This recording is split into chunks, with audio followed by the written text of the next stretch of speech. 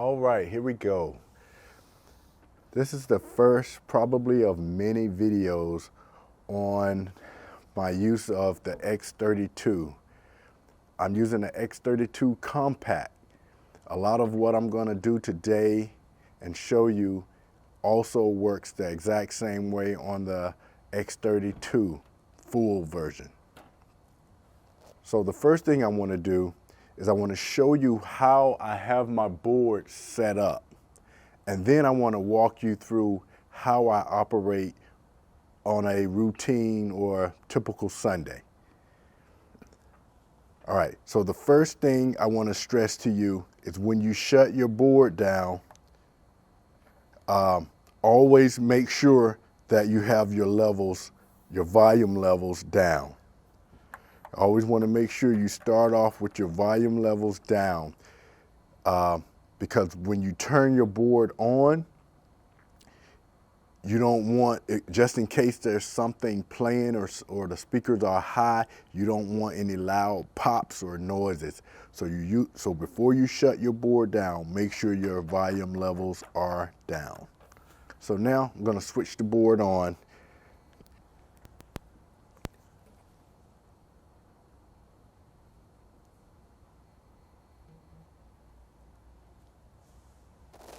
All right, so as you can see, the way your board is when you shut it down would be the way it would be when you turn it back on.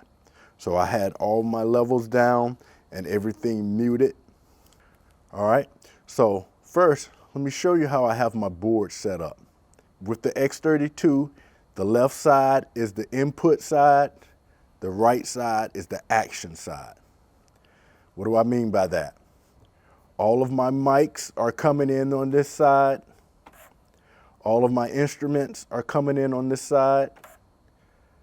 More instruments and mics. And then my audio inputs, my computer, and then this one is actually my MP3. I end up moving it over. Just need to relabel it. Okay. Effects. And then this is just a copy of this. This is a copy of this. All right, so let's go back to the beginning. All right, action side, DCA groups. The DCA groups control groups of the inputs.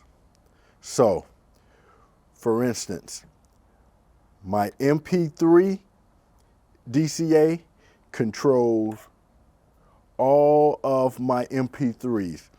So or my inputs for audio, computer and MP3s. So if I hold down the select on my MP3 DCA, you'll see that I have all of these selected because this volume level controls all of the volume for this. So if I click on other ones, you can see there's nothing selected. So if I want to turn everything on this screen or on this page down at one time, I would do it here. Show you another one. So let's look at vocals. If I go back home, my vocal DCA, if I hold down select, it controls all of my vocals except for the pastor's mic. So if I flip through, this is a mic. And that's it. You see it controls only the vocals. So if I have all of my mics up, but I want to turn all the mics down at one time, I could do it simply by bringing down my vocal DCA.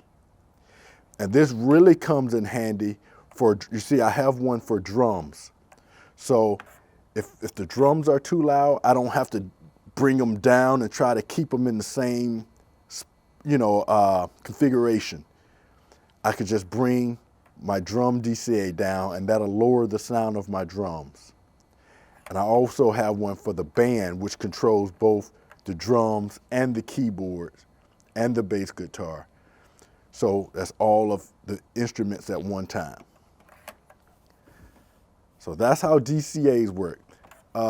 pastor's mic, I have a DCA for that. That's only because, I only have one pastor mic, but if I'm here on a different page and I need to turn the pastor mic down, I can still do it from here. All right, so how do we set up a DCA? All you do to set up a DCA is you hold down the select and then you mash what you want to be in it. So I could go here and add that. So now when I click vocals, or you could take out what you don't want in there. All right, so now that controls everything that's green. That's how you set up your DCAs. Vocal effects, this one controls my reverb. So while my vocals are up and singing, while they're singing, I have my reverb at 0, at unity. But if they stop singing and one of the members of the praise team is talking, I don't want the reverb in. So what I would do is bring the reverb out while they're talking, because it sounds weird with reverb while they're talking. Okay. So that's input actions. All right, let's step to the next page here. So if I go to bus 1 through 8, I have a bus for my stage monitors. So what does the bus do? The bus is a collection of inputs. Similar to the DCAs, DCAs only control the volume. So if I want to control the volume of the inputs. But what the bus controls, it controls a collection of inputs, but it also allows you to send them somewhere. So I have a stage monitor bus. So under here, if I highlight this, and if I click this sends on fader, while that's blinking, that would show you everything on the input side that's going into the action side. So in my stage monitor bus, I have all of my microphones, just a little bit of the pastor because I don't want him to get feedback. If I go here, I have no instruments going to my stage, only the sample pad, which sometimes play tracks. And then I have the pads, which play tracks, or click tracks from the drummer. And that's it. Oh, I have also my MP3 going to the stage. If I click on my band with that still selected, you'll see it change for the band monitor.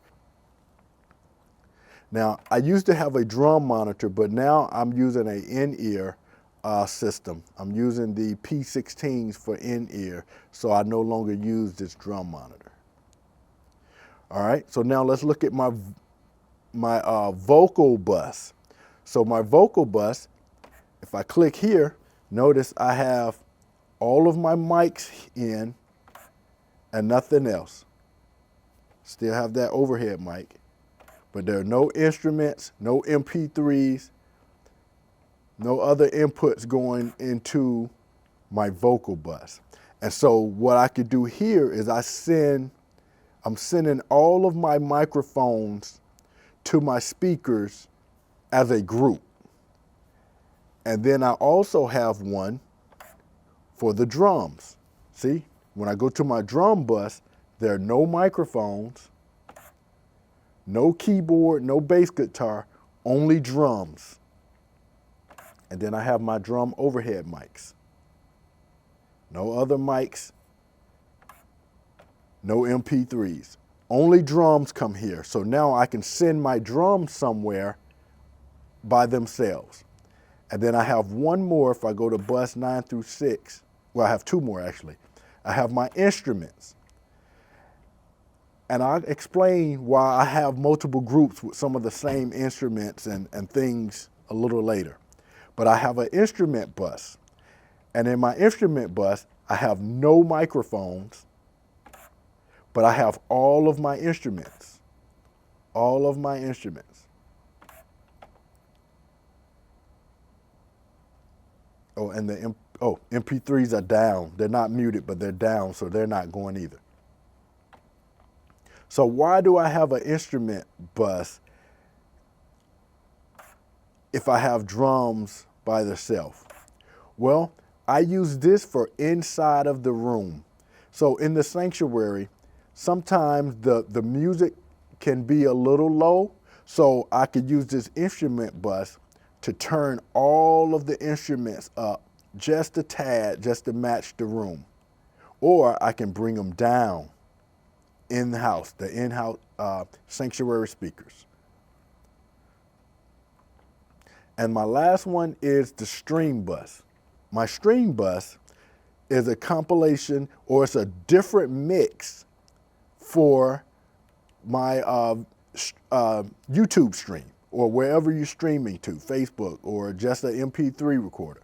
So I have all of the vocal mics in, I have all of the instruments in, all of the mics, all of my inputs in, and I have all of the MP3s in.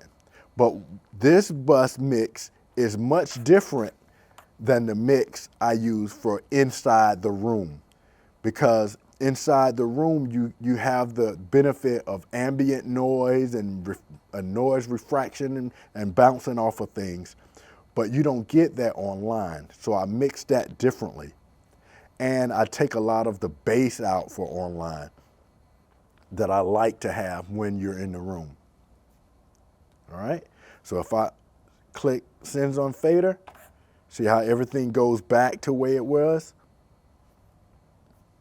All right. So now when I go to matrices, I'm using my matrices, which is similar to buses, but only thing about matrices is you cannot add inputs to matrices. You can only add buses to matrices. I'm gonna say that again. You can't add inputs, any of these inputs singularly, you can't add these to your matrices. You can only add bus groups to your matrices. So how do I use the matrices? You can see I have a main, left, and right. These are inside of the sanctuary speakers, my left side and my right side.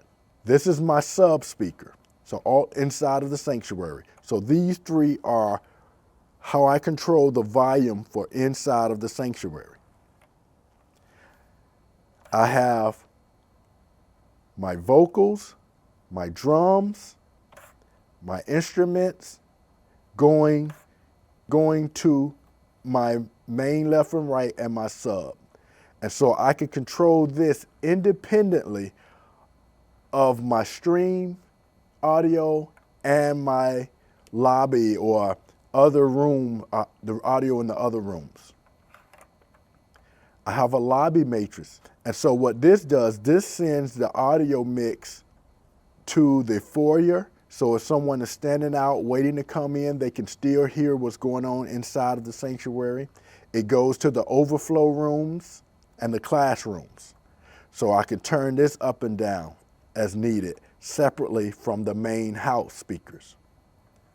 And then I have a stream matrix. For my stream, I only have the stream bus going to my stream matrix, nothing else.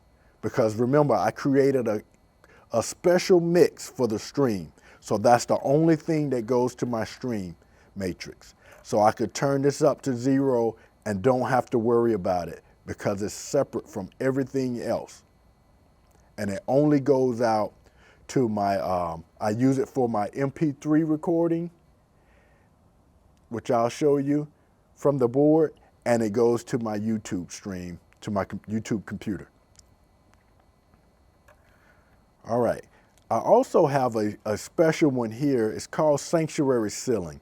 We have speakers in our sanctuary ceiling, and not often, but sometimes during Sunday school, if the person that's teaching Sunday school is very low, I can turn these speakers up, and they have and they'll be more spread out throughout the sanctuary, because I don't want to turn the main speakers blasting the people up front. So we have other speakers in the ceiling that's further to the back, and I can use this, when needed. All right, so that's inputs and that's actions.